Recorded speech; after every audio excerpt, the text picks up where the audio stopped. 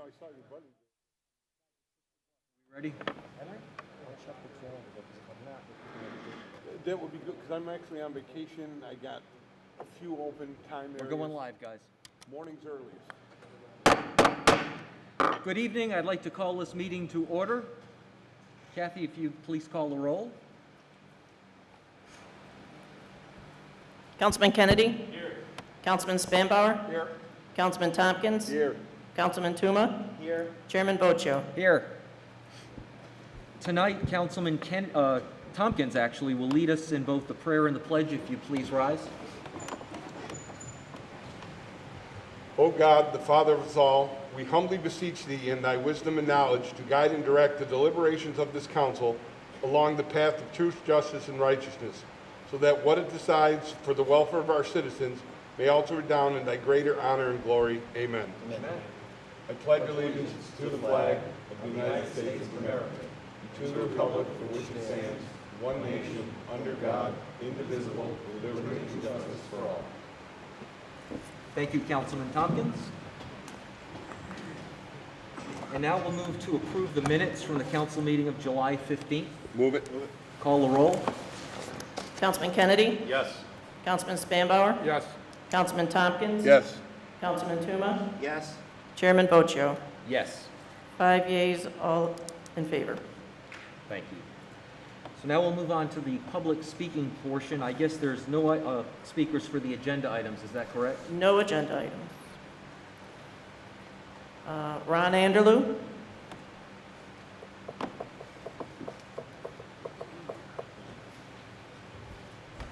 Hello, Ron. Good evening, Ron Anderlow. I reside at 151 Buffalo Avenue, Unit 1207. It's been about 5 months since you heard from me, but I'd It's like been a to give good you 5 months, Ron. I'd like to give you a 5-minute update on Niagara Street. What we're doing, what has happened, what has not happened. But because of the virus and all the difficulties we've had to cancel just about everything on Niagara Street. But as a group, the Niagara Street Business Group has been busy trying to process projects, making them go forward, planning some fundraisers. We got all our bands planned for next year, all the bands and sponsors. And we as a group have been in contact most of the time with the city administration. We've had some very productive meetings with the city administrator and the mayor. And I've been in contact with most of the council people throughout this period.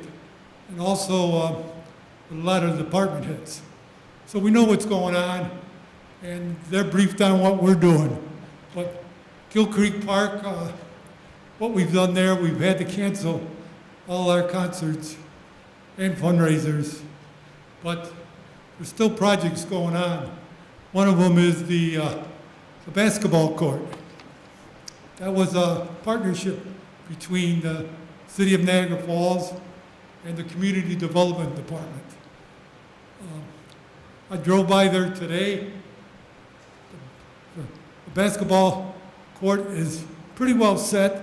It's got to be painted yet, the lines. But the minute we put the nets up, the kids were out there playing basketball. So it's good to see the kids using the park. Gill Creek Park is one of 2 parks up here in the city that brings in revenue for this city. We bring in through the rental of the pavilion, the gazebo. They both have electric. And when you're looking at your budget for next year, I have a meeting set up with DPW, but some of those prices that we have on the rentals could be increased, like the Oasis at Hyde Park. Also, we just had a good meeting with our partner, Community Development, and the city. We're going to be changing all the lights in the park over to LEDs, which is going to save the city of Niagara Falls a lot of money. Great. And that's through a grant through Community Development. We're doing a lot of maintenance in the park. trimming all the bushes, trying to keep the park neat. Just want to thank the Department of Public Works for all their help on keeping the grass cut. And, but we do have other projects going on in the park. The other thing is 24th and Buffalo Avenue, we do have welcome signs that are going to be going up. And we have partners with the Bridge Commission and also the Niagara County Legislature. So it's a matching grant. There'll be 2 signs welcoming people into the area. We got 4 flagpoles. Flags will be put up there, welcoming the people into the Niagara Street business area. Portage and Niagara Street, we have 14 signs put up advertising the businesses. Pardon me, with this mascot, it's hard to talk. On Niagara Street, try to lure people down Niagara Street to support the businesses. So we are keeping busy. There's some problems that we need to get resolved, but we met with the city administrator yesterday, and he's grabbed a hold of them, and I've already seen some changes being done. So one thing I want to mention is I think you all have it in your 2021 budget, is Griffin Park boat docks. You should be getting boat fees out of that park. Right now, you're getting nothing out of that park. So consider it with the parking revenue, which the city is working on also. So just here to help you any way we can. I'm trying to get more revenue for the city of Niagara Falls. Thank you. Thank you, Ron. It's good to see you. Kathleen Dubois. Hello, everyone. I wanted to just mention about the Airbnbs. And I think that we really should consider, I don't think the council realizes that the houses that people are restoring, you can't even get a mortgage on them. Every penny that you put into these homes is out of your pocket. And right now, we have a couple $100,000 invested, and we only can get our building insured for $90,000 till it's complete. So you're taking the double risk. And I do not know anybody other than Airbnb operators, the legal operators, who are fighting tooth and nail to get better reviews and improving their properties every day. A regular rental, if I rent my house on Creekside, I don't go over there every day, clean the pool, and cut the lawn. Now, I know another neighbor just rented theirs, and they rented for $1,600 a month. That's good. They have 5 cars. So I know there's problems. Most of that party problems and stuff is with the illegal Airbnbs. The people who've invested this kind of money don't want a group of people. I was saying I could double my revenues and put bunk beds and rent my property for $800 a night rather than $400. But I live in a neighborhood that I want to be conscientious of my neighbors, so I limit it to affordability for one family to be renting. If you follow the rules, get your inspections, charge your bed taxes, take care of your property, I live within 3 minutes or less walking distance of my Airbnb. And then from the meeting the other night, most of the people are also the same. There are many houses around me that are in desperate need. We have 5 abandoned homes. The one house on the corner of 90th and Brookside, it's sold 4 times, and nobody's done anything with it. It's dilapidated. It's been empty 5 years. The people who can buy these properties, because you have to have the cash, they swoop in and buy them for slumlords. I don't want a family in that house looking like it is now. Airbnbs can be a real improvement to the neighborhood, and all the Airbnb operators who are following the law are willing to work with the city and continue. We want to be good neighbors. We want better neighborhoods. We want to do that. As I said in my letter, looking for future business opportunities, how can we pick Niagara Falls when Youngstown, Lewiston, Grand Island, they all seem to, Tonawanda, Elmwood, they all seem to not be having problems with their Airbnbs. So I wish that there would be good thought. I don't want to be on the wrong side. I was saying I'm 62, I've lived in the city every day of my life. And we're always on the wrong side of things. Airbnb is a booming, people travel, they go to Airbnbs. We had never done that, but when my daughter had children, we started. The number one thing people want to know when they go to an Airbnb is this a safe neighborhood? Now, if I was coming with my family to Niagara Falls and I looked up the neighborhood was safe, I would just go to Lewiston or Youngstown or Grand Island. We cannot put tourists in a place that they shouldn't be. When the city gets better, as the Airbnbs, you have to get better from the outside in. When we're out of properties, that improves those properties, but you can't start from the worst part out. I just hope that you take everything under consideration before you act on that. Thank you. Thank you. Tim McSweeney.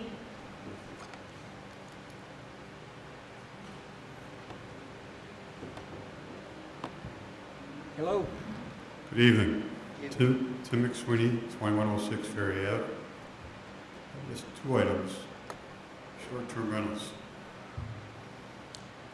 I'm aware, and probably after all the information you've gone through, you're probably aware of some of the situations in Phoenix, Arizona, and Las Vegas, Nevada, where short-term rentals really devastated those communities. Mr. McSweeney, if you could just speak closer to the mic, or if you're within 6 feet of folks, if you wanted to take your mask off just while you're speaking, if you felt comfortable doing that. Thank you.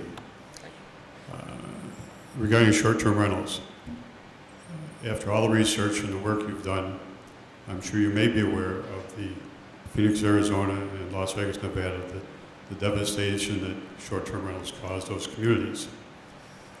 I welcome the effort from the mayor and the council to establish stronger rules and indicate a defined area for B&B or short-term rentals. Unfortunately, I disagree with the comments made earlier. I think that the people that have legally short-term rentals have to put a lot of money into their property. They have to bring up the code. I participated or went to a meeting probably about a year ago where they were discussing short-term rentals for a group of people and looked at all the criteria they had to go through to meet the requirements for a short-term rental. I think with those requirements, the defined area, and I was not able to find online the total resolution or have a copy of it. I know about what I've read. And I think that that's a very good idea. And if we can only also make the risk, the fines and the risk look greater than the rewards, I think we'll have something good, because I think being able to control the situation is really, really important. On a different subject, I'm not able to make all these meetings, so I try to follow it online.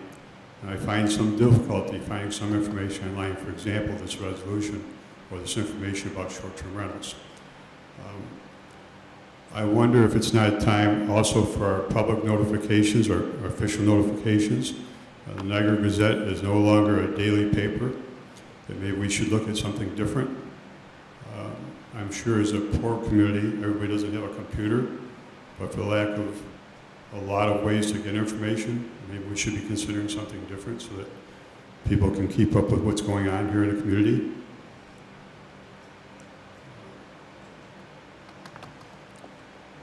I know, last item, a long time ago, and I lose track of years, there used to be individuals that were city councilmen for different parts of the city. And now we're all representatives of the whole city. Sometimes we have particular situations in a part of the city, whether it be where I live or somebody else lives, that need special attention. And I'm not sure that there's a direct avenue of approach for that. And it might be nice to define that a little bit better, where we kind of lost that in transit, making the council the way it is. I do appreciate your time. Thank you. Thank you. Cherish Beals.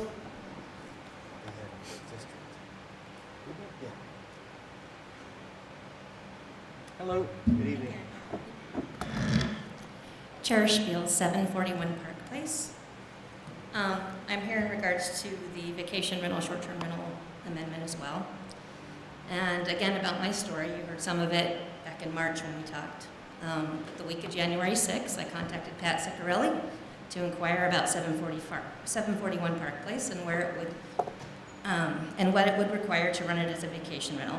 He advised me it was a certified B&B, which had higher certification requirements, so all that would be required was an email to him requesting a permit, passing the EXP course, and then he would inspect to validate that all remained as was when he inspected it for a B&B.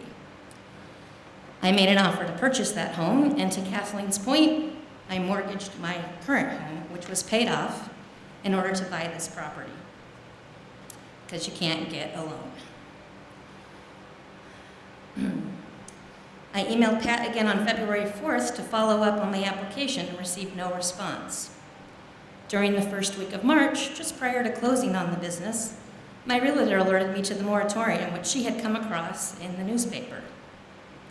I contacted Pat immediately again and was advised that he saw no issues with getting my certification processed quickly as soon as the moratorium was lifted in May. I decided to file a FOIA at that time to identify who else might be in the same situation that I was in. On March 11th, I attended this meeting and asked for assurances that if I closed on the property, I'd be able to operate it as a STR. The mayor stated we should make sure responsible owners like Mrs. Beals are grandfathered in. I closed on the property a week later based on those assurances. The moratorium was then extended to the end of June. I contacted Pat again. He assured me the council approved the extension with the understanding that it would be the last extension allowed. I'm still not too nervous. The tourist season is still around the corner. Yes, COVID's happening, but okay. Then, as that extension approached expiration, another was granted until September. Now the amendment's been published, and I've reviewed it.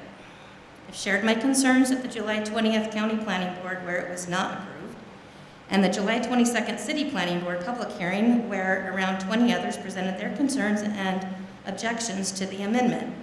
One person did speak in favor of the amendment. He stated that his neighbor owned an STR and he had not experienced any issues with noise, vandalism, property neglect, or any of the other supposed problems that have yet to be proven with STRs. His issue was that there was constantly a change in cars with license plates from all over in the driveway, and most of the guests couldn't even speak English who were staying there. I guess he must have forgotten that the city is dependent on international tourism, and much of the revenue that it generates for those tourists is what the city uses to operate and provide him with the services he relies on. When I took the XP course, it pointed out that during peak season, Niagara Falls is short approximately 8,000 hotel rooms. Some tourists may choose accommodations outside the falls, but there are a good many who are likely choosing other vacation destinations. The average tourist spends $86 a day in Niagara Falls. If we can just get 4,000 tourists more to come due to a shortage in places to stay during that peak season, which we'll say is 90 days, that is just over $30 million in tourist revenue spending that the city misses out on. My FOIA revealed that in March there were approximately 40 addresses waiting permits just like me. Back of the envelope math, based on 6 guests per address, means that 240 guests a day could be accommodated. Those of us waiting on our permits could bring $2 million in tourist spending to the falls over peak season. Yes, COVID has changed the equation a bit, but surveys show that tourists prefer short-term rentals now more than ever over hotels or even boutique hotels or B&Bs. And this is expected to be a long-term change. I won't go into all the reasons why I have issues with the proposed amendment. I did read the city's comprehensive plan and see no alignment between it and the amendment. I do see much of that plan coming into fruition, though. You have built it, and they are coming. Do you really want to keep telling them there's no more room at the end? Or do you recognize the opportunity literally in front of you right now to welcome them and offer them the type of accommodations they want? My understanding was that the reason for the amendment was the crackdown on over 200 legal operators. However, the amendment does nothing to address the code enforcement issues and actually increases the incentive to operate illegally. So I asked the city show that they can walk and chew gum at the same time by processing applications by legal operators like me while working on its issues with illegal operators. I request, Mr. Mayor, that you keep your promise and complete my STR certification so that both myself and the city can benefit. Thank you. Thank you. Was that the last speaker? Okay, so now we'll move on to the administrative update. Mayor? Thank you. The council has, I suspect, seen that we have 5 additional roads that are being paved throughout the city. I had posted those, and we'll again announce them this weekend, this Friday, when I have my weekend update for Mayor, video. if you would mind pulling the mic a little closer. Thank Sorry you. about that. In addition, we have also targeted some other areas, some 25, I think, residences that we intend to remove for blight reasons, demolition, all targeted with community development funds. So what we're doing is we're really taking a good, long, hard look at what excess funding we have in community development that has not been expended and trying to pour it back into the community in terms of those areas that need repair and or blight removal. One of the council members asked a question about John B. Daly Boulevard and the medians that are there. We are currently in conversation with a group of volunteers that we may be, again, partnering with to see if we can clear those out of any unnecessary growth and weeds. I also have the opportunity, I want to take this opportunity to introduce you to the city's public information officer, Kristen Cavallari. She comes to us from a marketing firm that she was working with in Buffalo. I've spent the last several days working with her on typical contacts with the city. She has been out with me at a couple of different events, sort of getting the opportunity to have direct face-to-face contact with many of the media people. We continue, and I will ultimately, she has already started the process of preparing program for myself and the city administrator to review with regard to social media access, what she thinks her thoughts are after having reviewed the city's current offerings, what we may be able to do better, what we might need to do more of. So we're looking forward to having that conversation. And then obviously, the hope also is that you will all start seeing some differences with regard to our social platforms as well as our website. And I think, well, the other thing too, I guess I want to make sure that I report, you all know that the current opportunity for federal relief seems to be far out there. As I had indicated earlier in the spring, when I was being told to be patient and wait, federal relief was on the way. Clearly, now that we enter the dog days of summer, I doubt that we're going to see anything that's going to bring relief to the city and the economic impact that it has suffered relative to the virus.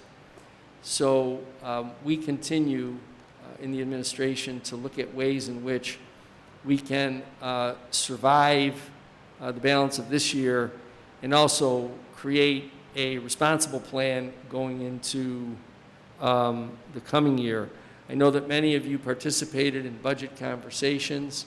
Our hope is that as you do that, you recognize the difficulties that you will be facing once we begin the process of having budget presentations. If you have any questions, I'm happy to answer them. Gentlemen? I have one. You want to go? Sure. Just a question. I've been getting a lot of calls and texts and stuff from people on the garbage fee that they have called the number, sent emails, and they haven't been responded to. They're saying some of them going back to like July 20th. Are we like a couple weeks behind in return? I know you said we were swamped. So Yeah, do we, the first- we could tell these people? The first piece of that is that it was just sheer volume. I mean, you may remember at the beginning of the virus when folks were filing unemployment claims, they went from typically several thousand unemployment claims to in the millions. In this particular case, you might get 3 or 4 service change requests throughout a year. In this particular case, the number was in the thousands. So it was and continues to be a function of volume, and we've sent other individuals over there in order to be able to sort of expedite some of the backlog.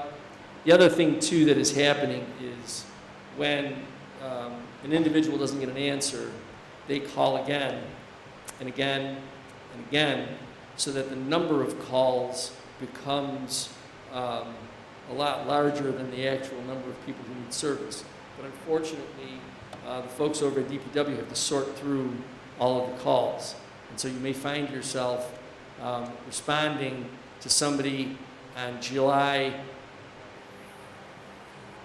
5th who may have called twice already before that, and you're also getting balled up in talking to people 2 or 3 times.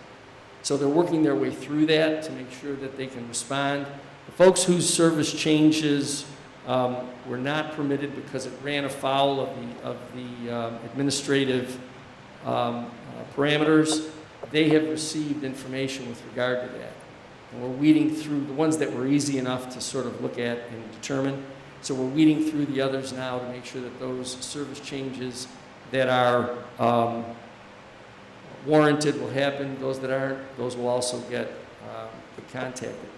Lastly, I shared this with the chair, and I'll share it with all of you. We had a little over an hour meeting with Modern Disposal today. Some of that was to have myself get oriented with the company, and also to impress upon the company the need for us to partner in keeping Niagara Falls clean. They recognize their partnership. And as we both agreed, the flagship of Western New York is Niagara Falls. And so we both have a responsibility to make sure that Niagara Falls looks the best it can, because we are why people come to Western New York. They get it. I can tell you that they offered some suggestions and also offered the opportunity to partner with both Public Works as well as code enforcement on sharpening some of the things that we expect from contractors, that we expect from residents and businesses. And so we're going to work at trying to amend and modify some of those things. Obviously, to the extent that there's an ordinance or something that needs to get tweaked, you, of course, will all be in the middle of that because you'll need to approve. So just basically tell the people, hold on. Yeah, If just be you left patient. the message. Yep. Because they're getting. And remember, I had extended the deadline to August 15th. Right. Part of that was because of the holiday at the front end of the notices, but also it's now coming to pass that it's probably better because we're going to need some time to catch up with all those service change requests. Okay, so just tell them to Sit hold tight, for now. we're going to get to it. I know that that's not what some folks would hope for, but again, it's just a fact. No, Mayor, we have continuous conversations about the federal stimulus. We've had those for quite some time now, and it's evolving, and it's in negotiation between the Senate and the House and the President. But I find it egregious, to tell you the truth, that our first responders, not only in this city but across the United States, are forgotten. And the fact is that the lost revenue is put on their shoulders. So I have a big issue with that. And the fact that, the first responders could be laid off because of lack of stimulus. I've noticed that they want to earmark some money to, the corporations and to schools and so forth, and I'm glad they're moving some money into the schools because they're going to need it. But we also need it, and I hope that certainly there could be some good judgment moving forward here with regards to municipalities and stimulus, because if not, there's going to have to be some tough decisions by your administration and probably by us as well. So I'm very concerned about that. Also, a quick update on the casino. Have we heard any advanced or news on that topic? I know that this is an election year within the Seneca Nation, and so not unlike any other nation, when politics enters into the equation, often the conversation becomes a bit more disjointed. I know that there are extensive talks within the nation regarding how to address not only the resolution of the current dispute, but the coming need for a new compact. I can tell you that I have no new information to report to you on whether or not any resolution is in sight. I know that, again, the information that I have received is that it is, and it's a front burner issue for the Seneca Nation for a lot of their own concerns. Obviously, it's a front burner issue for us because it's a matter of revenue. But from what I'm being told, the Seneca Nation's concern solely is about some of the issues that are key and principal to them. So, short-term answer is there's no change yet. But long-term, it looks like they're really trying to work at getting something resolved sooner rather than later. A couple of things that I also wanted to add before I answer any other questions. You know that there was a bit of a hiccup in the council office. As I shared with the chair, it cost us a little over $1,000 to get it all cleaned up, but it is all cleaned up. I hope you found your places dry and tidy. Just do me a favor and check the lights before you go. One last thing, testing for the virus. I'll be meeting with Joe Ruffalo on Friday. We are going to try and see, first of all, I have to find out what his requirement is, because we might be able to direct some community development funding under a particular program to assist, depending upon what it is that we can do to help the hospital relative to testing and response time. Because the key right now is getting quick response on our test results so that we can do what we have to do to continue to corral the spread of the virus by contact tracing. So all those things we hope to resolve, or at least get a better handle on Friday. You know, the other thing is, Mayor, council sat in on some meetings, budget meetings, in the last couple of weeks since our last council meeting. I found them to be, very interesting.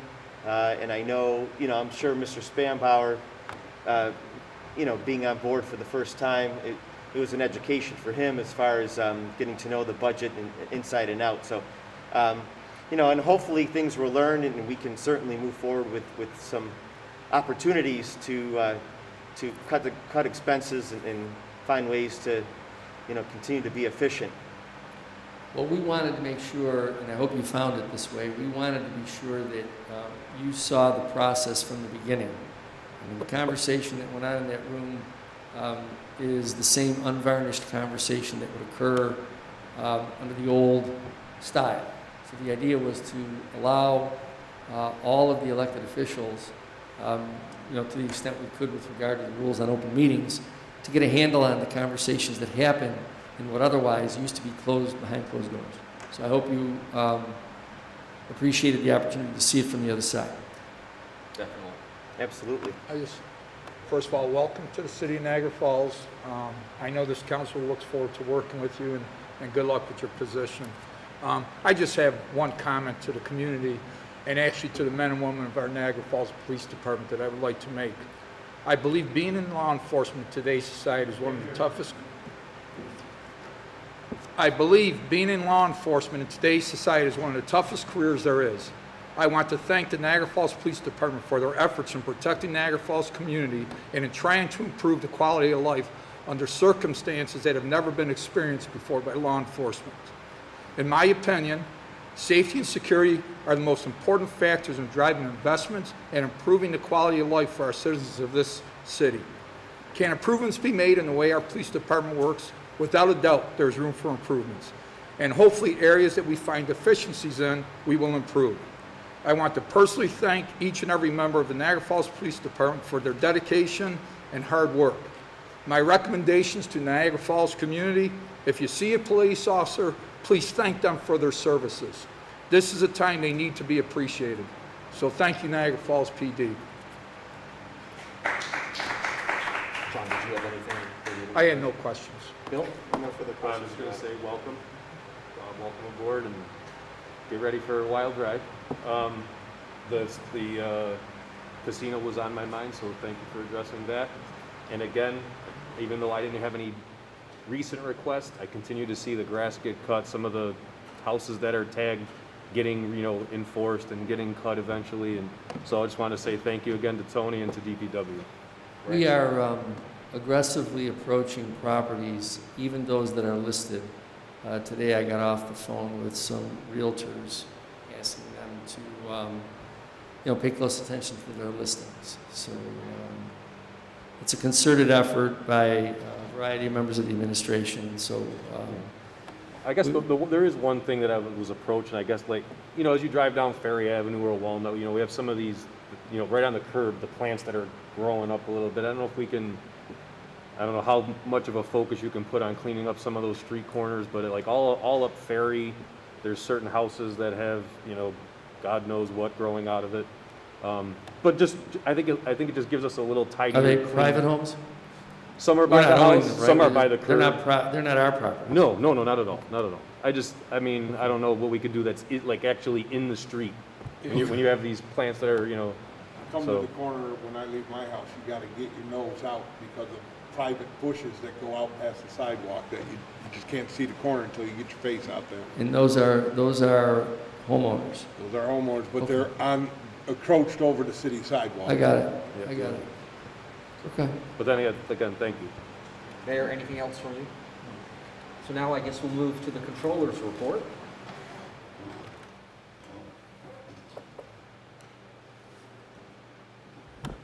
So I have just a couple slides to go through tonight.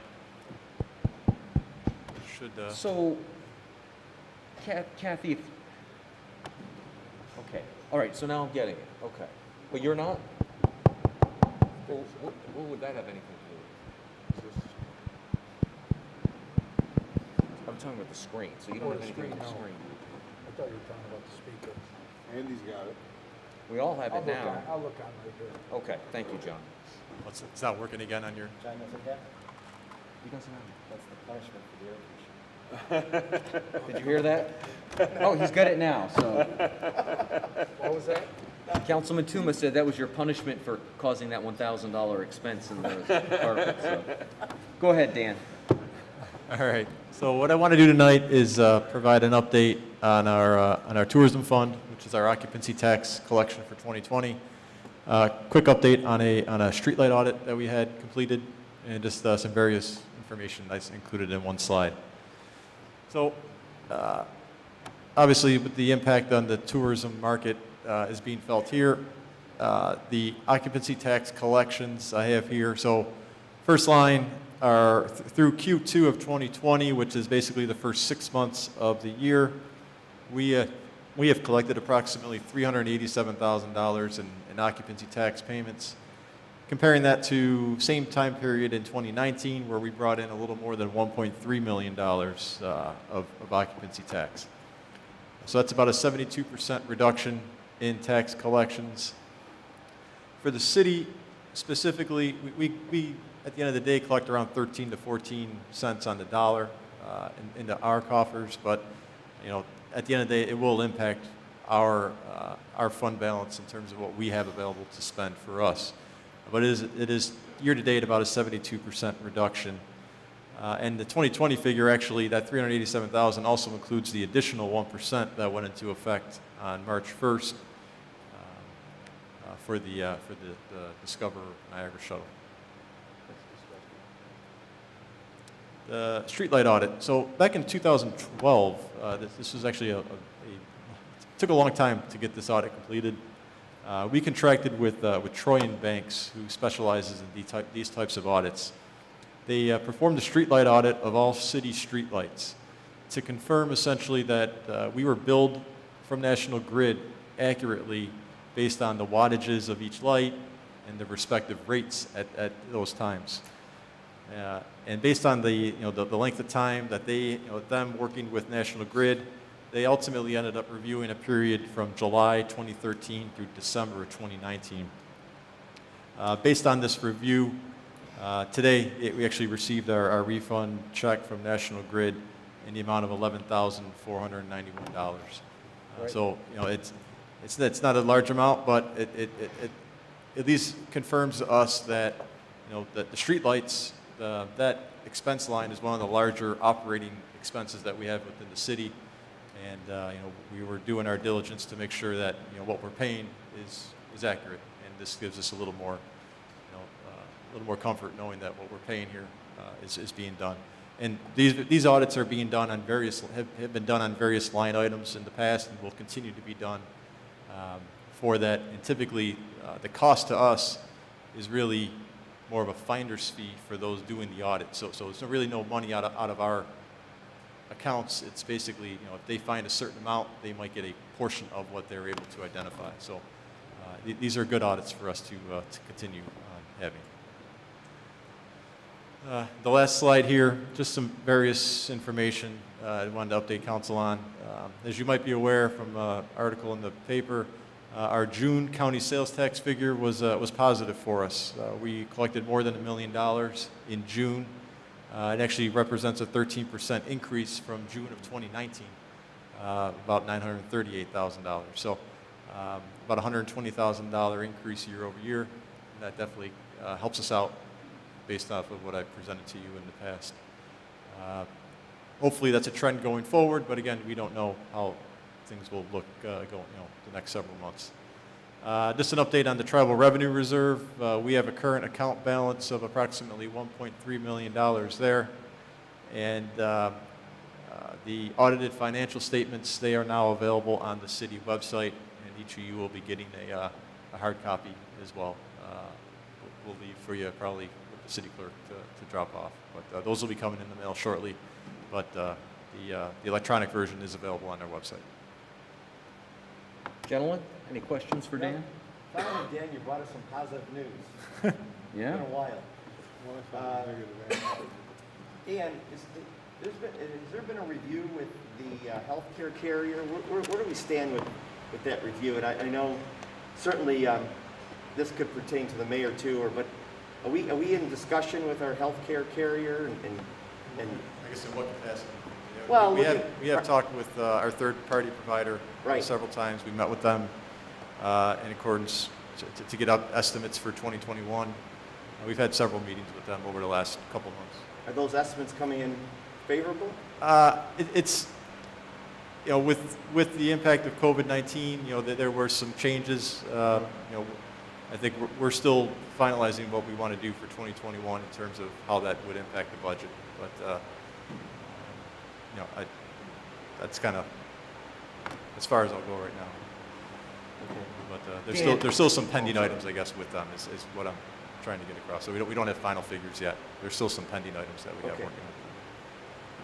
Dan, regarding the garbage appeals, so some homeowners and whatnot are appealing that they shouldn't be billed for 2, it's just for 1.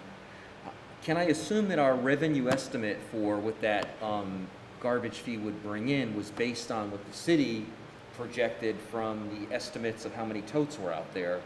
And if that's the case, if I guess at some point soon we're going to have to figure out how many of the appeals were accepted and the revenue impact of those appeals, because my guess is we went out there with the assumption that the garbage fee would generate X, 4-point-some-odd million, and it's not going to be dramatically less than that, but it's to some degree less, right?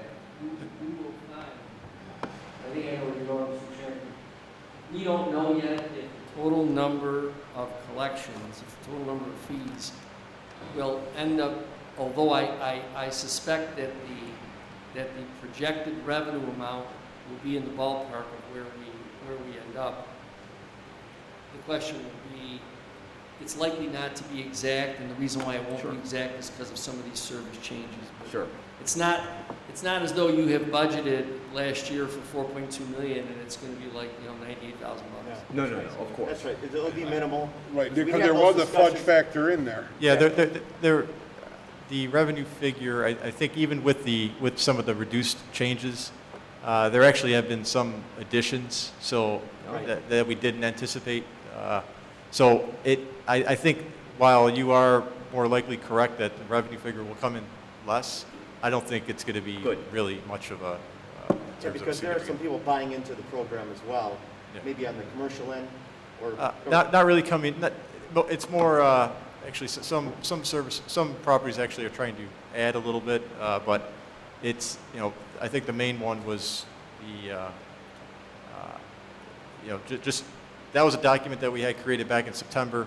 In finalizing some of the final figures, we got a more true figure.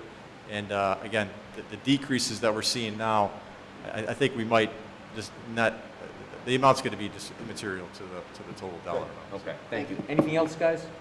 Thank you, Dan. Thank you very much. Can I just add one more thing Go to ahead, all Mayor. of you? I know a couple of weeks ago, earlier in this month, there was a great discussion about the baseball park at 91st Street. I have to tell you that by my own observation, the Cayuga Youth Sports folks and their group have done a splendid job. Quite frankly, it's almost good as new. I invite you all to go out there. You know what it looked like. If you go out there and take a look at it now, I was out there end of last week, and it looks fabulous. And I Excellent. gotta tell you, the mayor still has it, he threw the first pitch, and it was a lot better than Dr. Fauci's pitch, I'm gonna tell you right now. It was right on, I think it was a strike. Yeah, but that's a Little League diamond, it's pretty close, come on. I know. Okay, so we're going to move on to the legislative portion of the meeting, and I guess we have a couple of amendments and a walk-on to discuss. Chris, I guess the first thing, you mentioned that we wouldn't need to amend the fact that the agenda is not dated. Just make note of the fact, for those of you that have a copy of the agenda, at the very top, it usually says the date. This one does not, so this is obviously the agenda for the meeting of July 29th. Mr. Chairman, I'll make that correction in the final record. Additionally, there's two amendments. The first amendment would be to item number 10 on the agenda, which is entitled City Clerk Services Fee Schedule for 2021, Amendment of Specific Chapters of the City of Niagara Falls Codified Ordinances. The amendment just indicates the actual sections of the codified ordinances that would be amended in each regard regarding the potential increases. And those would go into effect on January 1st, 2021. And so can we have a motion to amend that item number 10? Before we do, Chairman, pardon me, Go ahead. but just to save some paper in the future and some time, and obviously, is there a way, Mr. Mazur, that we could, because item number 11 is pretty thick. I mean, is there a way we could just amend the item that we have in front of us versus just, redoing the whole thing? Can we do that in the future? Well, Mr. Tuma, we have to, each particular item has to be indicated, and we have to eliminate, each item that we're currently going to change and then the potential change do have to be listed. But So- I think there's one item where it's just simply a date, and I think that might be what Councilman Tooma is referring to. There are two different, We're looking at 10 now, right? Well, item I 11. think it's item 11 where it's literally just the date. Am I correct in that? Correct. Well, in item 11, the issue is, it did not indicate that all amended fees would be effective on January 1st, 2020. And I guess, 2021, excuse me. could the council not say at that meeting that we're going to make an amendment, and that is we're going to edit that these fees are effective, Did you want to chime in, Mayor? I just think that I understand the environmental impact of the multiplication of paper. But let me just say that if this council feels comfortable, and I think this is what council's getting at too, if this council feels comfortable doing that, the official record has to have a document Right. that reflects the amendment. So I presume that if you're all comfortable with just not having to get another document, then, but the official record will have to have a second one. Yeah, so I think perhaps for the item 10, where we're actually making changes by adding all these ordinance chapters, that would need to be done the way we're doing it. But maybe if we come to something where it's more like item 11 and we're going to just change something, we could just pencil in on our items, and then you as the corporation counsel could make that item official for the official document. I think that's where council's going with this. The official record has to be That's right. precise. Yes. Okay. So can I have a motion to amend, can we do one motion and one roll for amending both 10 and 11, or do those need to be separate? I would do them separately. Okay, so a motion to amend item 10. Second. Call the roll, please. Councilman Kennedy? Yes. Councilman Spanbauer? Yes. Councilman Tompkins? Yes. Councilman Tuma? Yes to amend. Chairman Bocho? Yes. 5 yeas, amendment approved. The next item is item number 11, and there's an amendment there with, again, the item is entitled relative to amending Chapter 1107 of the codified ordinances entitled Permits, Fees, and Certificates.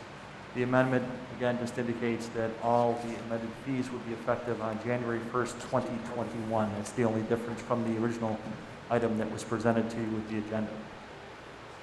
Can I have a motion? Motion. Second. Call the roll, please. Councilman Kennedy? Yes. Councilman Spanbauer? Yes.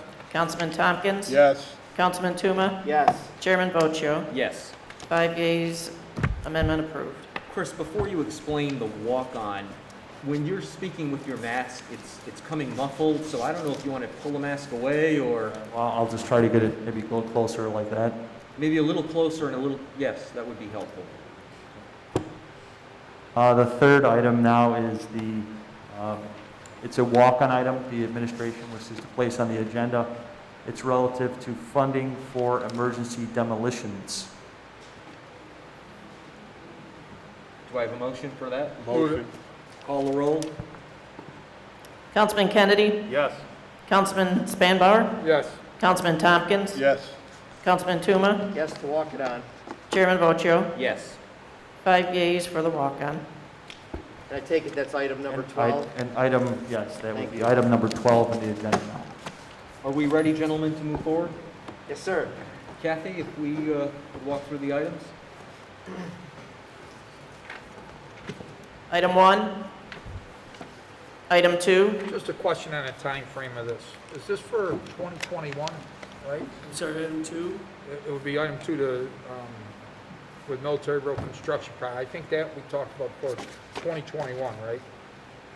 When that's going to be done? The overall project, yes. Yeah, okay. Item 3. Item 4. Item 5. Item 6. Item 7. Item 8. Item 9. Item 10. Item 11. Item 12. Okay, and we're going to move forward then? Item 1, City Clerk's Report for the month of June 2020, received and filed. Item 2, approval of the contract of Consultant Service Award, Urban Engineers for Military Road Reconstruction and Cayuga Drive Resurfacing Projects. Move it. Call the Second. roll? Councilman Kennedy? Yes. Councilman Spanbauer? Yes. Councilman Tompkins? Yes. Councilman Tuma? Yes. Chairman Bocho? Yes. 5 yeas, item approved. Item 3, approval of the contract for change order number 2, final, $14,590 ADA compliance project buildings to Walter Johnson Building Company. Move it. Call the roll? Councilman Kennedy? Yes. Councilman Spanbauer? Yes. Councilman Tompkins? Yes. Councilman Tuma? Yes. Chairman Bocho? Yes. 5 yeas, item approved. Item 4, approval of the contract for change order number 1, drainage structure replacement and repair project to Fourth Generation Construction Company. Move it. Call the roll. Councilman Kennedy? Yes. Councilman Spanbauer? Yes. Councilman Tompkins? Yes. Councilman Tuma? Yes. Chairman Pocho? Yes. 5 yeas, item approved. Item 5, approval of the contract for right of entry and access agreement to Blue Cardinal Capital, Linwood Avenue parking lot. Move it. Call the roll. Councilman Kennedy? Yes. Councilman Spanbauer? Yes. Councilman Tompkins? Yes. Councilman Tuma? Yes. Chairman Pocho? Yes. 5 yeas, item approved. Item 6, mayor's approval for resolution 2020-42 is received and filed. Item 7, approval of commissioner of deeds appointments. Move it. Call the roll. Councilman Kennedy? Yes. Councilman Spanbauer? Yes. Councilman Tompkins? Yes. Councilman Tuma? Yes. Chairman Pocho? Yes. 5 yeas, item approved.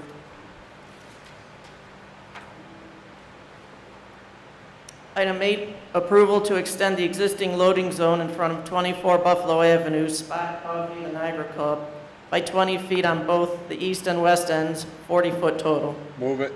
Call the roll. Councilman Kennedy? Yes. Councilman Spanbauer? Yes. Councilman Tompkins? Yes. Councilman Tuma? Been to Spot Coffee already. They've been very busy. Great Yeah. addition to our city. I vote yes. Chairman Pocho? Yes. 5 yeas, item approved.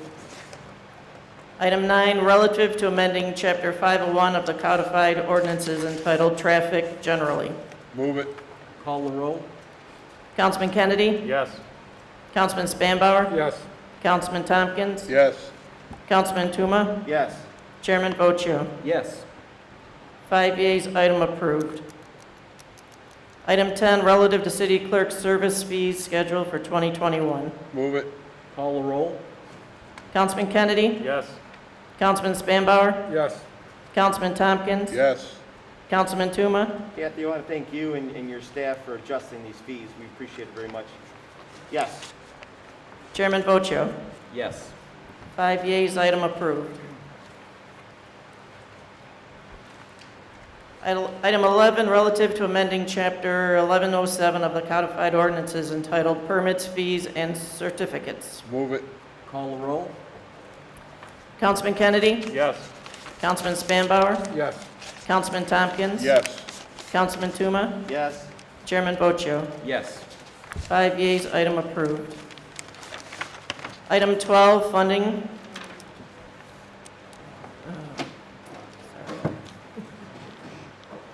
That's the walk-on. Emergency demolition, sorry. Move it. Call the roll. Councilman Kennedy? Yes. Councilman Spanbauer? Yes. Councilman Tompkins? Yes. Councilman Tuma? Yes. Chairman Pocho? Yes. 5 yeas, item approved. Before I adjourn the meeting, I just want to thank the intrepid bunch who came tonight to tonight's meeting. Want to remind you that we'll be on recess through the month of August, so we'll see you in September. Thank you and have a great night. This meeting is adjourned. Unless we have a special meeting. Are you anticipating a? Well, I'll tell you what, 6 weeks is 5-6 weeks is a long time without city business, but you never know. You never do? No. Hey, how are you doing? Good. Hey, don't leave your garbage behind. Get this stuff out of here.